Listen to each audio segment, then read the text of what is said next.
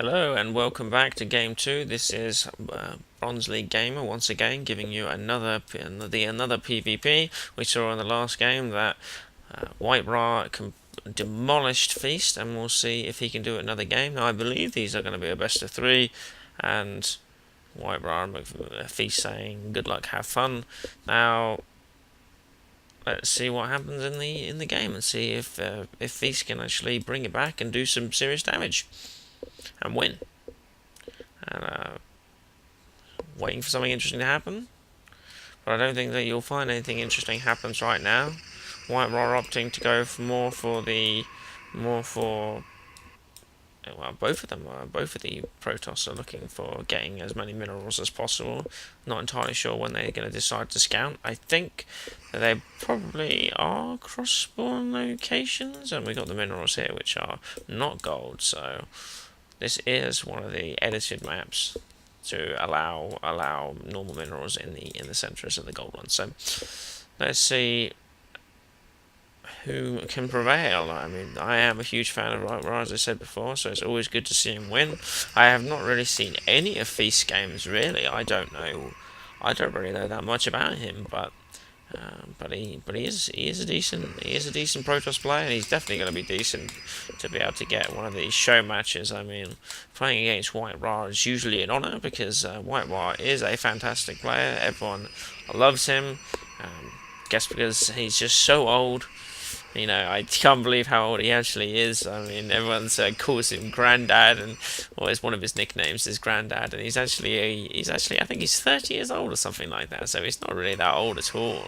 And if that's what happens, is that when you retire as a Starcraft 2 player, is basically after 30 and you're done. I would be very surprised if that was the case. I mean, I guess people have a lot more time on their hands. The younger people have a lot more time on their hands to be able to play these things. And as you get older, having kids and stuff like that means that you can't play as much as you would like, and then you stop becoming a professional player. But WhiteRa says, "Fuck that! I am going to do whatever the hell I want, and I'm going to continue playing professional StarCraft."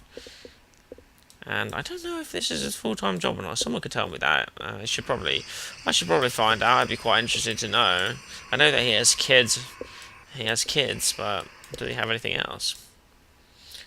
Does he do anything else? I don't know. I would imagine that he does, because I don't see him in many of the major league tournaments or anything like that. So we got right. So here comes actual stuff happening. So what have we got coming from WhiteRa? We have 2 gateways done, and yeah, the builds are relatively similar. You get a sentry coming out first, and I always think that having a sentry out first is much better because it builds up.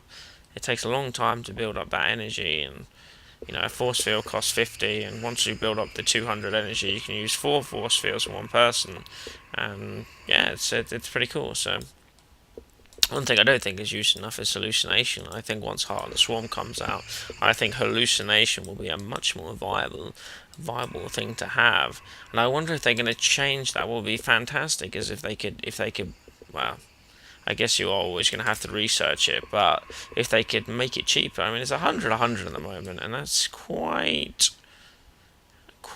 expensive, I suppose, for hallucination, especially when there are very useful abilities. All of the abilities are quite useful for the sentry. So to spend 100, and then the hallucination itself is quite expensive. It would be good to see if they would make it cheaper.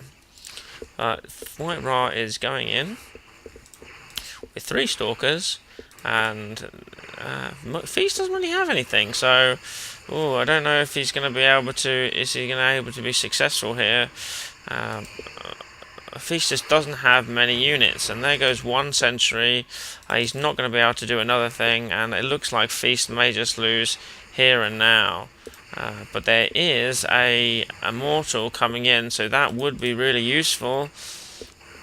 That would be extremely useful, and it is very close, and we've got 2 gateways, so as soon as that Immortal is ready, we're going to have a couple of extra units that are going to be able to do some serious damage. So here comes the Immortal, and it's going to start tearing through the Stalkers. But there are 4 Zealots for for WhiteRa. So this is not looking good. And I guess the probes, yeah, the probes are they're gonna have to attack now, but the Immortal needs to start taking out these Stalkers, and he should be able to do it relatively well. But no, he's focusing on the Zealot, and he should not be doing that. He needs to start taking out those Stalkers. He's not focusing. He's not focusing enough to do that. And now there are a lot of Stalkers on the field, and there is only one Immortal. There is a second Immortal on the way, and he's going to time the attack for this at the same time. And oh no, no, no, no! Oh, and that was it. There's the GHG. And well, I think there is another game in this. So if there is another game, you'll see it. If not, that was a good series. I'll see you guys in the next game.